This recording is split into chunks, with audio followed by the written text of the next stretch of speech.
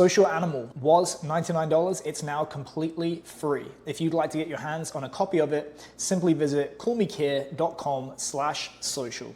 But for now, please enjoy this video. So I'm friends with a guy who oversees a portfolio of McDonald's restaurants that grosses about $20 million a year. And I was picking his brains the other day, and using the numbers that he told me, this one question alone is responsible for a 20% boost in his profits. And extrapolated out across the entire McDonald's corporation, I've estimated that it's adding almost an additional $200 million a year in pure profit. So what is it? How does it work? And most importantly, how can you steal it and apply that to your own work as a coach? I'll go ahead and assume that you know that I do jiu-jitsu, because obviously anyone who does jiu-jitsu can never shut up about the fact that they do jiu-jitsu. And also, if you followed me for some years, you'll know that my physical appearance and orthopedic health, they've deteriorated so badly in the last 7 to 8 years that outside of a car crash, BJJ is going to be the obvious culprit. So anyway, besides the training, one of the great things about BJJ for me is the people that you get to meet along the way. And one of the guys that I've met through training is a super tough brown belt who I found out owns 7 McDonald's restaurants. If you know anything about these restaurants, you'll know that each one on average generates about $3 million in gross sales every year. So this guy is overseeing a business portfolio that probably grosses in excess of $20 million a year. And I truly believe that success leaves clues. So over the last couple of years of getting to know him, I spent a bunch of time picking his brain to see what I can steal for myself and for my business clients.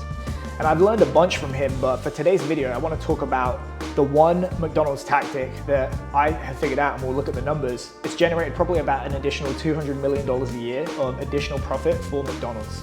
And over the lifetime of this initiative, it's probably responsible for adding about $10 billion to the bottom line. Less impressively, I've adapted it for my own purposes, and it's generated an additional 10% profit for us at Voice Strength Coach Network and Rugby Strength Coach when we've applied it. So it's not made us billions, but it's still thousands of extra dollars that we might not have made otherwise. And I think you should be using it too if you're not. So let's dive in.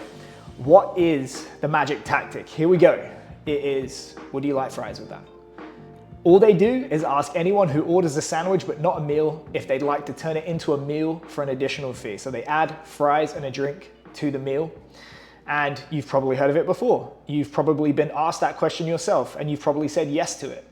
And because it's just a couple of bucks to you, you probably don't give it much thought when you say yes, but let's dive into the numbers right now. So the other day I asked my friend, what is the average gross profit margin of a burger? And he said it's about 20%. Average price of a Big Mac right now, according to Google Gemini, is $5.29.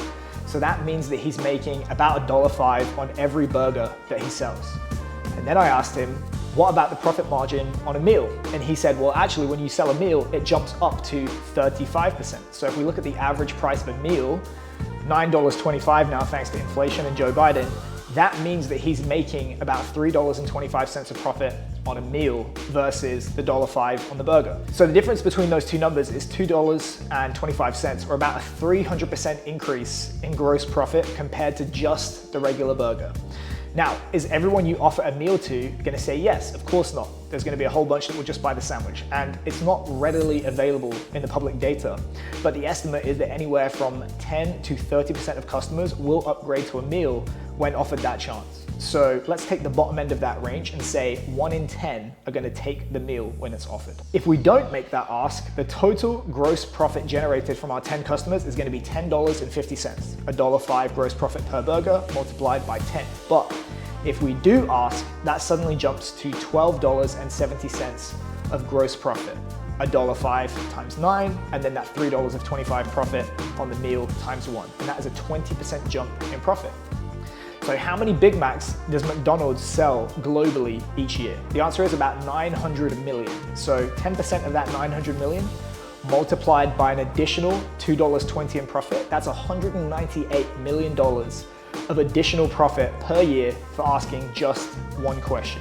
This tactic has actually been in place since the 1970s. So over the existence of its near 50-year history, it's likely responsible for adding billions of dollars of additional profit to the McDonald's Corporation. It's probably one of the most elegant business tactics in history. And in my opinion, there are a few different reasons why this tactic is so effective, both psychologically and in terms of the finances and the business model. The first is psychological priming. If you've read Thinking Fast and Thinking Slow by Daniel Kahneman, you'll know that priming is the effect that one stimulus or action has on another. You can think of this as like psychological inertia. So whatever you've been doing, you're likely to keep doing when presented with the opportunity to do so.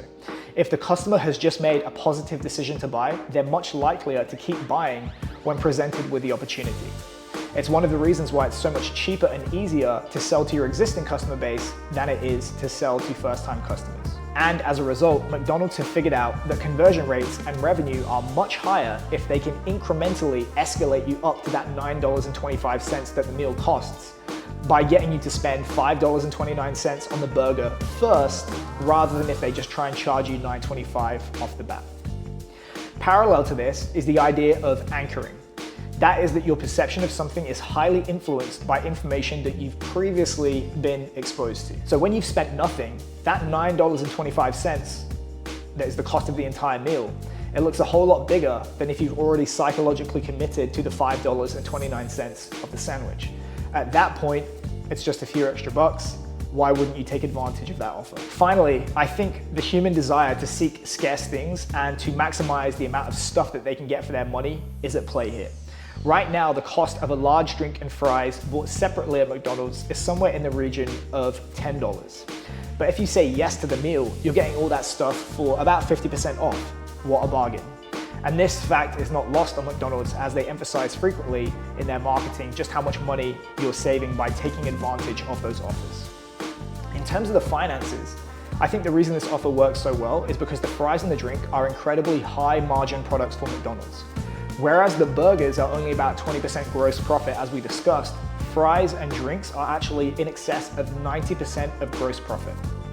The problem, of course, is that nobody is leaving their house specifically to buy just fries and a drink. They want the burger. But by getting people through the door with a lower margin, more attractive core product, they earn the opportunity to sell a high margin tangential product like the fries and the drink. So let's talk about how you can apply this to the coaching world. Firstly, ask yourself, what is the fries and the drink to your burger? The likelihood is that the core offer of your coaching service is like the burger. It's more time and money intensive to serve up, but it's the reason that people sign up with you. Stuff like answering client questions, programming, adjusting of training, and so on. But what are the things that will enhance the value for your clients, improve their experience, and aren't as time and money intensive for you? The phrase that I use for myself and for my clients is parallel but not competing.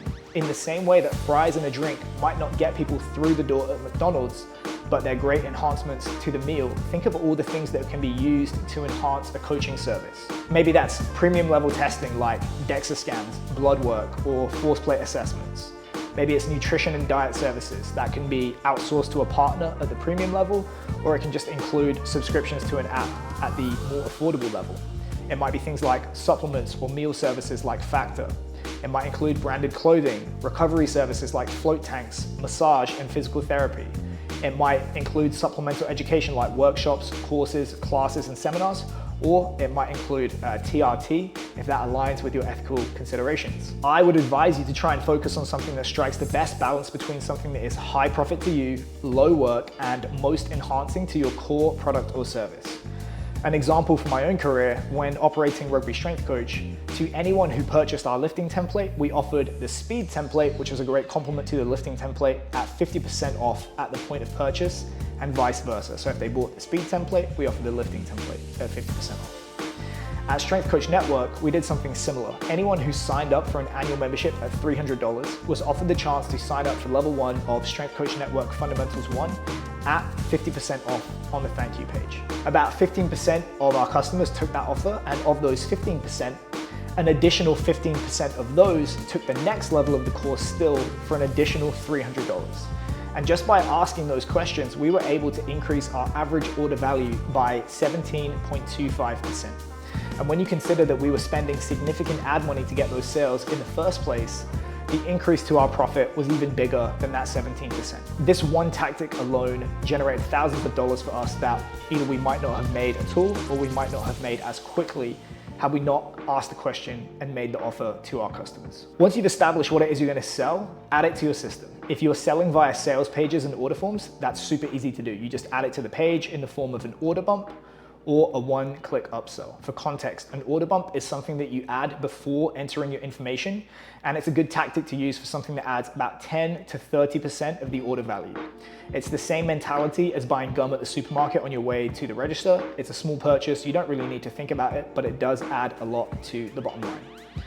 Upsells, you're generally adding the same product or service, but a level up in terms of how premium it is, or you're significantly adding to the order value, and it should be done after payment information has been submitted, just because the conversion rates are a little bit lower. As an aside, if you'd like to see a video showing how these can be implemented, just let me know in the comments and I can show you a walkthrough of this, no problem. Alternatively, if you are selling live, for example, in person, Zoom, or over the phone, you'll have to make these offers manually. So you need to make a point of adding these offers to your script and then sticking to the script. In either event, you'll want to track the performance of these offers over time. If you're using sales pages, that's likely going to be via whatever CRM platform you're using, or Google Analytics if you're cheap. Again, if you like a demo of this, let me know. For live selling, it's basically going to be pen and paper or Excel. Make a note of how many offers you're making and how many of these offers are accepted. Whatever percentage you're converting, multiply that by the difference in value between your basic offer and the upsell or the order bump, and that's going to be how much you've added to your average order value. Once you figure it out and how well your offer is working for you, that's when you can start to use those numbers to grow more aggressively. Maybe you can put more money into ads. Maybe you can afford to discount a little bit more. Maybe it's worth your while to pay to affiliates or partner up with other accounts, and so on. This is obviously a massive topic, and I feel like we've only scratched the surface here, so I'm sure we'll be talking about it again in the future. Thank you for watching though. If you've enjoyed this video, please like, share, and subscribe. And if there's anything else you'd like to see discussed on this channel, be sure to let me know in the comments. Thanks. Thank you very much for watching that video. Daddy loves subscribers, so click here to subscribe. If you'd like to watch another video, you can do that by clicking here. See you soon.